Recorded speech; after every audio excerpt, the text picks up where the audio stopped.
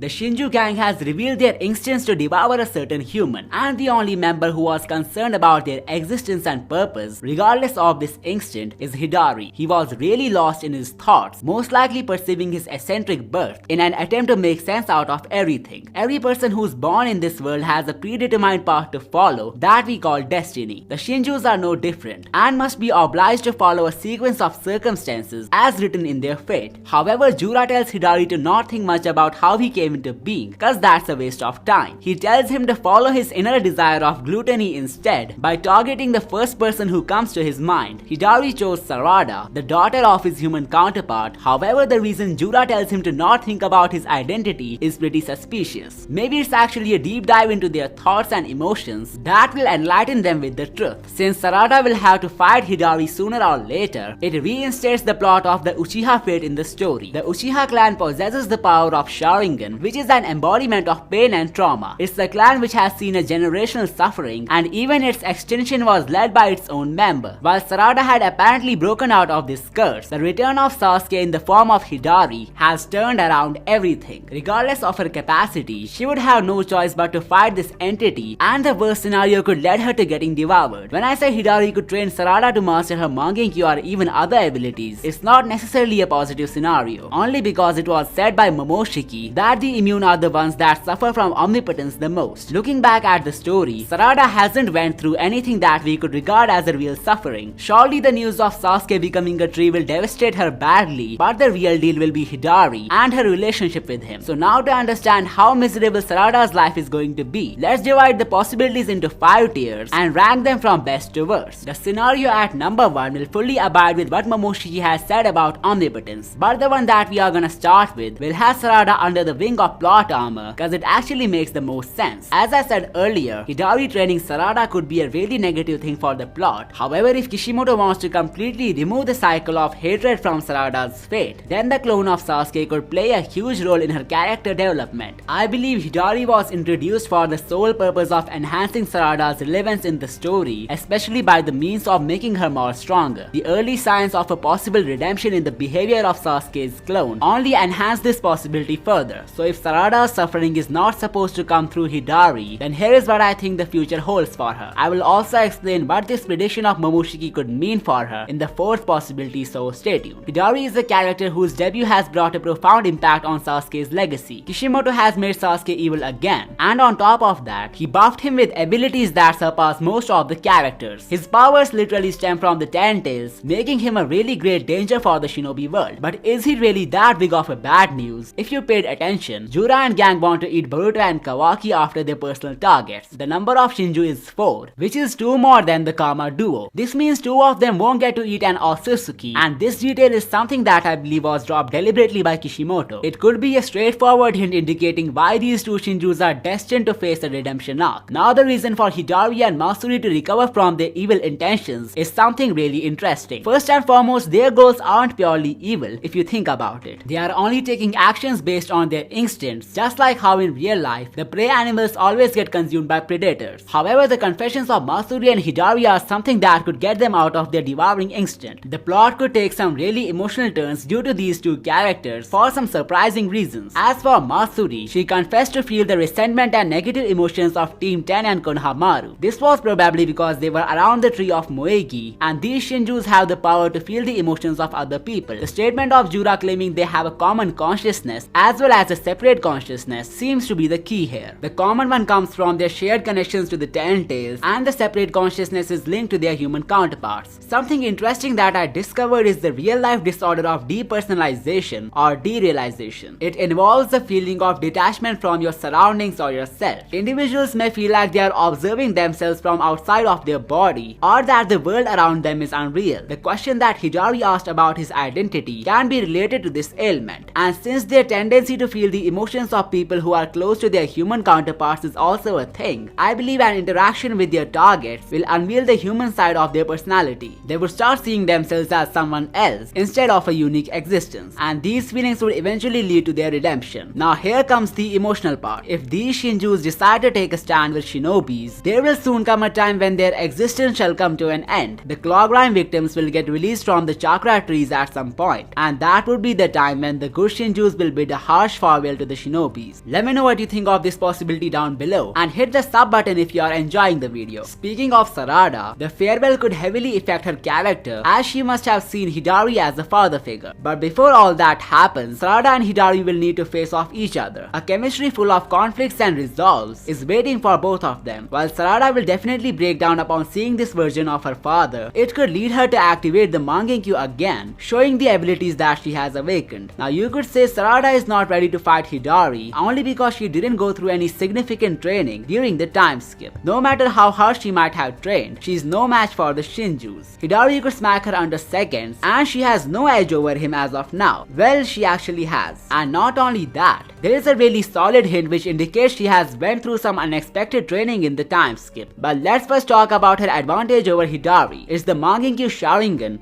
and an ability which has manifested from her desire to protect Boruto. The sun-shaped eye of Sarada has been derived from Yata no Kagami, a sacred bronze mirror which literally means the 8th mirror. They represent wisdom or honesty, and in ancient Japan they used to symbolize truth. Now if this aspect is iterated in the ability of Sarada's Mangenkyo, then its role could be to diminish the falsehood. Apart from the lies of Kawaki that were manifested by Aida, her Mangenkyo could answer a question of Hidari that will instantly make him switch sides. The clone of Sasuke was curious about his identity, to which he got an unsatisfying response that it's just a waste of time to wonder such things. But can you imagine the reaction of Hidari when he comes to realize that his existence is led by an innocent human being? It's not necessary for Sarada's Mangenkyo to reveal this to him. She could literally tell him this thing, and considering Hidari's curiosity to seek answers, he would instantly switch sides. The reason for Hidari to support the good guys is not only for the sake of making them stronger, but there is a recurring theme in the story which will lead the foundation of this event.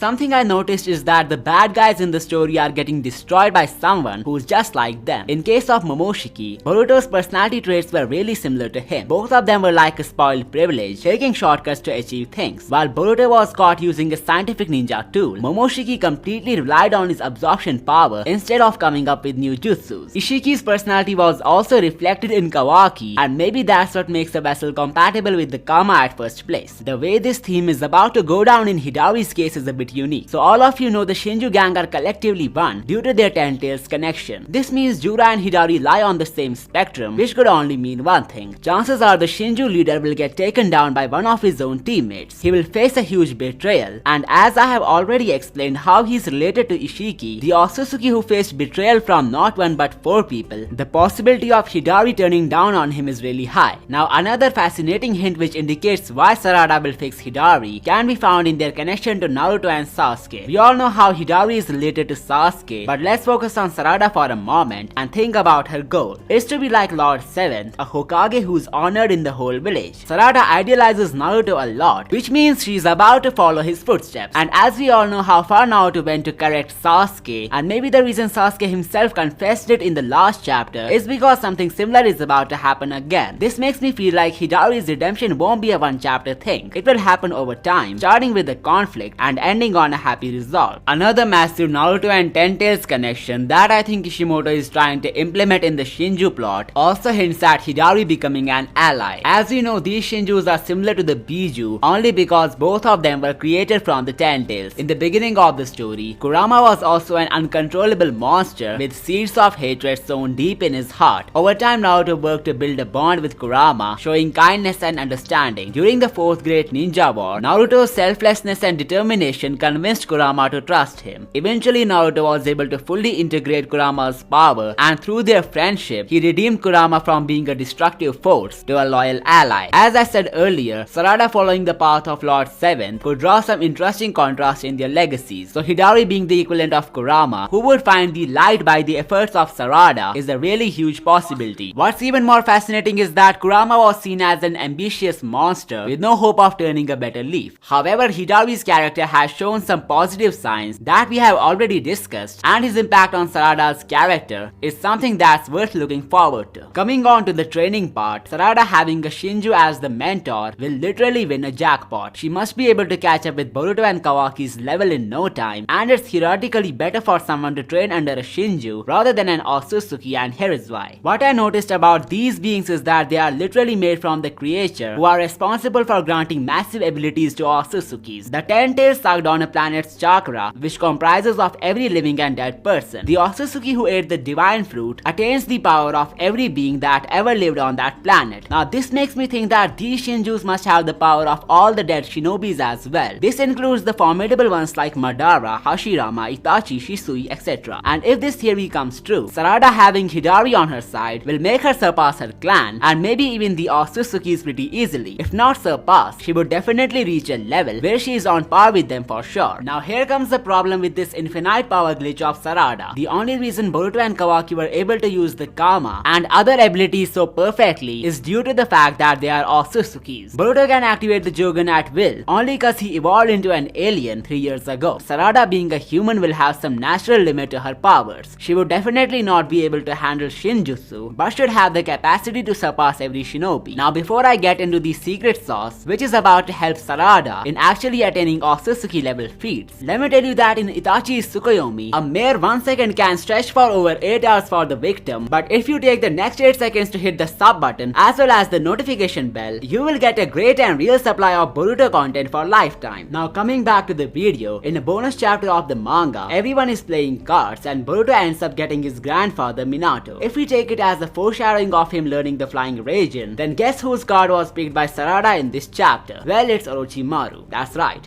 Sarada could have went to train with Orochimaru in the time skip, as it would parallel Boruto training with Koji. In my early days of covering this series on YouTube, I discovered the possibility of Orochimaru giving Sarada some ninja tool that could help to prevent the Mangekyou blindness. While curing the blindness part was a stretch, I believe, the ninja tech buffing Sarada is not out of question. When Boruto used the scientific ninja tools in Chunin exams, Naruto quickly smelled something was wrong and exposed him in front of everyone. The attack of Momoshiki made everyone forget this El Boruto moment. However, the thing that was too surprising was Naruto himself using a scientific ninja tool to replace his arm. The explanation was given as these tools only should be used to fulfill a vital need. When it comes to a tournament like Chunin exams, using such things is a violation of rules as well as considered cheating. So when you are unfortunately born in an era where the 3 most dangerous people are living in the same village as you, the scientific ninja tools could come really handy. So while the possibility of Orochimaru training Sarada and making her powerful enough to at least land a few hits on the Shinju is quite high, the main thing that's gonna make her powerful as hell is Hidari himself. If he has access to Sasuke's memories, similar to how Koji could have remnants of his past life, that's how he was able to choose and train the savior of the world. Then I think she's going to learn every power utilized by Sasuke, along with an upgrade that I call the Shinju enhancement. Sarada getting trained directly from the Ten Tails, who could have the data of his dead ancestors running through his veins, will make her catch up with Boruto in no time. But if it was always meant for her to get buffed in this way, then what was the suffering that Momoshiki had mentioned? Was he lying, or is something even more dreadful down the line? Maybe Hidari isn't supposed to train her at all, but let's keep that for the top 3 possibilities and move on to number 4. Momoshiki's prophecy about Boruto that he initially thought was fulfilled when he was revived actually happened a while later in the most unexpected manner. While he initially thought coming back from the dead evaded the chances of the Blue Eyes prediction, never in his life could he expect a godly ability taking away his identity forever. Something similar is bound to go down with Sarada. We all are expecting Hidari to fulfill the prophecy of Momoshiki in a brutal way, but the real deal could be Kawaki and his destruction of Konoha, with Sarada being one of the very few people to witness it live, only because she will evade being sent to another dimension or getting eaten by a claw grind. One of the reasons I think most of the shinobis have become trees in the flash forward is because Kawaki didn't say he will send Boruto where he sent the shinobis, rather he specifically mentioned Naruto. He continues to say shinobi age is over, which means they all must be dead, and just to make sure the ending of the story isn't something boring like omnipotence reversing deaths, the best theory in my eyes is a zombie apocalypse in Konoha with every living person transforming into a Shinju. You can find out more about this theory in my Otsutsuki vs Shinju's video that you can find on the end screen as well as in the pinned comment. Back to Sarada, if this prophecy means she will go through the same pain and destruction as her lover, then chances are the character of both of them is written in a way to share the goods and bads of life together. Sarada will suffer as much as Boruto, and they all will eventually find a resolve to every nuisance together. Now a thing that I can't stop thinking about is something related to Momoshiki's statement on the immunes of omnipotence. He said those who are immune from this spell suffer the most, which could only mean 2 things. Either there was someone in the past who was not an Otsutsuki yet immune to the spell and ended up facing a terrible fate, or it could be that he was referring to every single person who is immune from Omnipotence to suffer the most. This includes Boruto, Kawaki, Aida, Daemon and Sumire too. Looking at the furious desire of Shinju's, it's safe to say that all of these people are about to go through an unavoidable yet heartbreaking ride. Boruto will have to see his world getting destroyed by someone he saw as a brother. Kawaki might have to obey the Shinju's, a destroyer race, just to ensure Naruto's safety. Sumire lost the love of her life, so it's already over for her. Aida will get eaten out and Daemon could get humbled. Let me know what you think about these down below, and let's move on to number 3. The fate of Sarada might not be as fruitful as it seems. The warning of Momoshiki can't be taken lightly, and it could be that Hidari becoming her ally is nothing more than wishful thinking. What if Sarada, being the unfortunately immune, is about to get eaten by his father's clone? That's right, Boruto losing everything and having to face the most deadly fate might leave him all alone in this battle of destiny. It could be that Shinju's aren't the type of people who would feel guilty over their actions, just like the other Naruto villains. Their agonizing aura is really frightful, and chances are they will fulfill their commitment of absorbing their human targets. This includes Sarada, and a scenario like that would most likely be one of the most brutal plot twists of Boruto. On the brighter side, it would give Sumire a chance to improve her narrative presence by siding with Boruto to defeat the second stage Shinju's. The goal of the living god tree is to devour a certain human being, followed by an Otsutsuki, reminds me of the concept of moksha from Buddhism. The goal of Otsutsukis and Shinju's is very similar to this concept. They want to evolve themselves into a divine entity who has the power of omnipotence and can even escape the mortal realm. What's interesting is that the moksha concept demands the whole focus of the individual, and he has to leave behind all his temporal desires, including his loved ones. By this we can assume that even if Hidari unlocks the feelings of Sasuke, he might give up on everything from his previous life just for the sake of his goal, the goal of evolving into a superior being by the means of following his instincts. So chances are Sarada will actually suffer the most out of every living shinobi, but it can be a 50-50 thing as well. So let's move on to number 2 for the sake of understanding what I mean by that. The scenario that I depicted in the thumbnail could actually come to life. Hidari could act like Goku during the Cell games, who gave his opponent a senzu bean to make the match fair. I think Jubisuke would train Sarada to make her reach her maximum potential before engaging in an all-out battle. This would make the fight fair, and maybe the only way for Sarada to buff herself alongside fulfilling the prophecy of Momoshiki. Sarada might still lose against Hidari and see the village getting destroyed, but these new powers could take her to Kawaki and Boruto's level in terms of raw potential. Now that we are so close to number 1, we should give life to Momoshiki's prediction in a realistic yet ruthless manner. Let's discuss her black Susanoo. So the reason I believe Sarada's Susanoo will be black in color could symbolize the darkness shrouding her heart. The omnipotence left her completely shattered, and the upcoming events could make her adapt a stone cold personality. Even a golden or pink Susanoo could perfectly fit her character based on the pureness of her heart in the times of fallacy. What's more interesting to discuss than the color of her Susanoo is its avatar and the type of powers that it could manifest. Well, considering the kind of enemy she is facing like Kawaki, who could send her to another dimension if she lowers her guard, the best thing her Susanoo could provide her is speed, something that all the previous ones lacked. It would give her an edge over the Shinju's and Kawaki, and also adds up to my theory explaining how she would witness her village getting destroyed. Kawaki must have tried to get rid of her, but the extreme speed of her Susanoo must have saved her from getting sealed. Another thing that I really want her to do is to condense her Susanoo's chakra into an armor type thing. It would provide her a huge defensive edge, and she wouldn't get the same treatment as Sasuke while using it. Now a problem with her Susanoo which needs to be solved are the Otsutsuki level enemies like the Shinju's. Will the Susanoo's abilities actually work against these formidable foes, considering how Sasuke got smacked by Jigen? Well, I think if Sarada gets trained by Hidari, whose Tenta's DNA grants him the powers of every dead Uchiha, then the answer could be a yes. They will have to buff Sarada in one way or another, and if she becomes a fodder against the main villains, then she could lose her plot relevance in no time, which would devalue her role as one of the main characters. Now that we are done with almost everything, let's move on to the worst possibility of Sarada's fate, the prophecy of Momoshiki about the immune suffering the most, and the Boruto manga removing the comedy genre in Two Blue Vortex. The story is about to take some heart-wrenching turns, and every main character will need to suffer equally. So how exactly will Sarada's legacy go down if her fate has started taking a downward spiral from this point? Well, as we know, the news of Sasuke's situation will be really heartbreaking to her. The return of her father in Shinju form will devastate her even more. But the most unexpected thing is the aftermath of the Hidari fight. No one has full knowledge about these new entities, so every assumption made by Boruto and Sarada about them could go completely wrong. Boruto's promise promised Sasuke that he will get him out of this tree could remain unexpectedly unfulfilled. The reason I think so will completely blow your mind. It could be that the victims of claw grinds have already got their fate seized, and if their Shinju gets killed, it will lead to their death as well. This means the death of Hidari could result in Sasuke's death in the worst case scenario, and if that's the case, then Sarada for real will suffer the most out of any shinobi, from seeing her village getting destroyed to unknowingly killing her own father, a fate that was decided by her genes. The Uchihas continue to be the ones who sacrifice the most. Sarada would be no different and will have to accept this inevitable fate. If you are interested in the Sasuke vs Shinju conflict, check out the video on the left. You can find some more Sarada content in the right video as well. Also comment down your thoughts and theories below. I will see you next time.